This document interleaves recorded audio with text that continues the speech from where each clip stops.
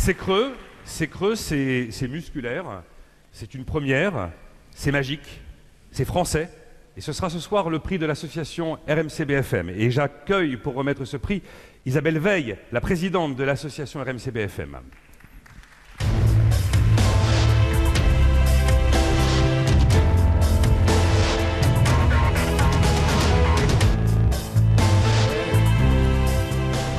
Bonsoir Isabelle. En un mot, l'association RMC-BFM, depuis combien d'années ? 2008. Depuis 2008, travaille et lutte pour multiplier la présence de défibrillateurs cardiaques dans les lieux publics, dans les entreprises, et apprendre à s'en servir. Et des vies ont été sauvées, Isabelle. Tout à fait. Alors depuis 2008, nous avons effectivement mobilisé le grand public aux gestes de premier secours et à l'utilisation du défibrillateur. Nous mobilisons les entreprises et les collectivités. Ça marche. Ça marche parce qu'on a un taux de survie qui a triplé. Bon. Et il faut savoir que 50 000 vies 50 000 morts malheureusement par an d'arrêt cardiaque, on en dénombre autant. Ouais. Et qu'on travaille là-dessus depuis maintenant 2008. Il y a des images qui passent là actuellement où on voit une actualité de l'association RMC-BFM. De quoi s'agit-il ? Eh bien, nous avons une application qui, quand on l'a développée en 2005, s'appelait Arrêt cardiaque. Et cette année, cette application maintenant s'appelle Staying Alive et elle est traduite en 13 langues. Elle a été téléchargée maintenant 800 000 fois sur les smartphones, donc Android et autres. Il faut savoir que c'est une application qui est dans des langues très particulières puisqu'on nous a demandé de la traduire donc, dans ces fameuses 13 langues. Nous allons continuer et nous avons plus de 50 000 défibrillateurs déclarés. Cette application gratuite permet à tout moment de savoir où il y a un défibrillateur en cas d'arrêt cardiaque. Bon. Et donc, comme chaque année, c'est quoi un coup de cœur? Comment vous le présentez? C'est le coup de cœur de l'association RMC-BFM. Alors, l'association, cette année, a juste, effectivement, entre l'entreprise que l'on va nommer aujourd'hui et l'association, on peut dire que c'est un véritable coup de cœur. Puisque je peux dire son nom? Eh ben, c'est le moment d'y aller, oui, c'est le moment. D'accord, alors c'est l'entreprise Carmat et je suis fière de remettre au professeur Carpentier, qui est un très grand professeur, ce prix. Je suis très très honorée. Il va venir nous rejoindre le professeur Alain Carpentier avec Jean-Claude Cadudal, le président de Carmat.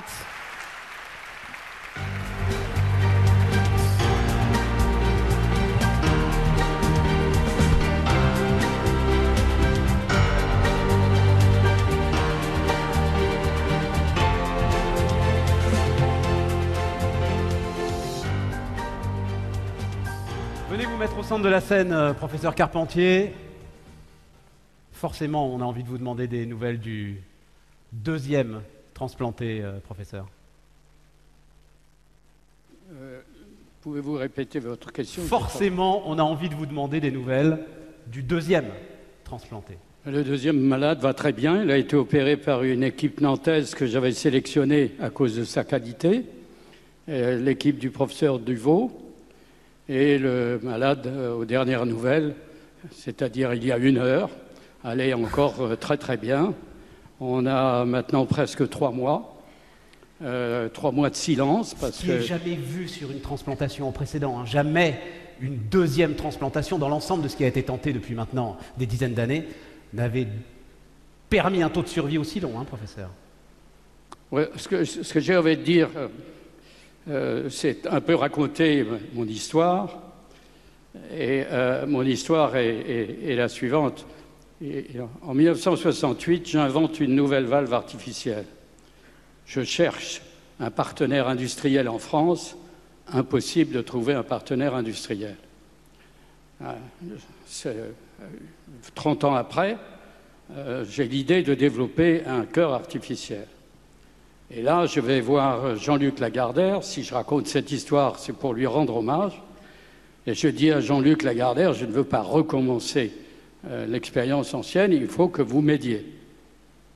Et il a accepté tout de suite. C'est pour ça qu'on a beaucoup parlé de Christophe de Margerie, mais j'aimerais aussi dire que Jean-Luc Lagardère, car sans lui, Carmat... qui a mis Matra et l'ensemble de la recherche de Matra au service de cette... Sans lui, Carmat n'existe pas d'ailleurs. Mais Jean-Claude Cadudal, on peut continuer cette histoire parce que c'est à nous de le dire ici.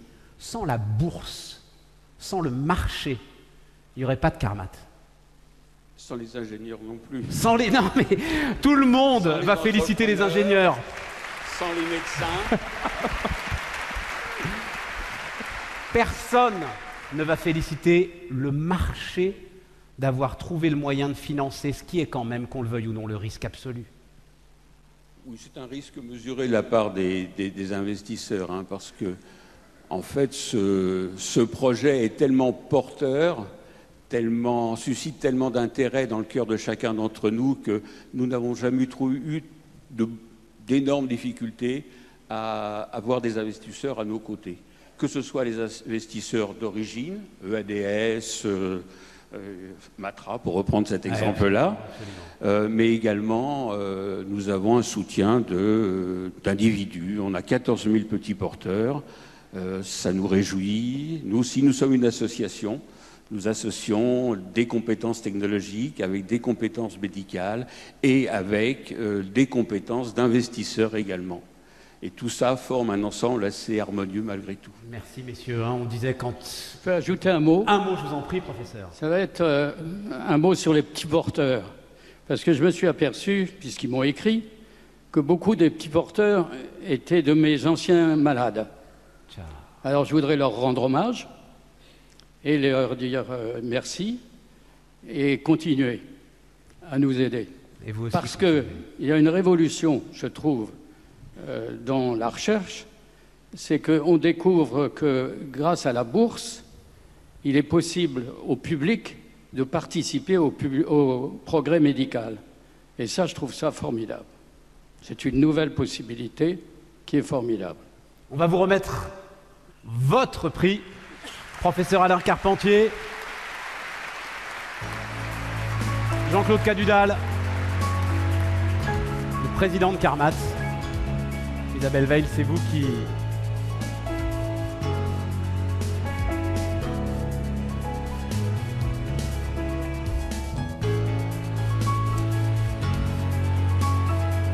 Merci messieurs.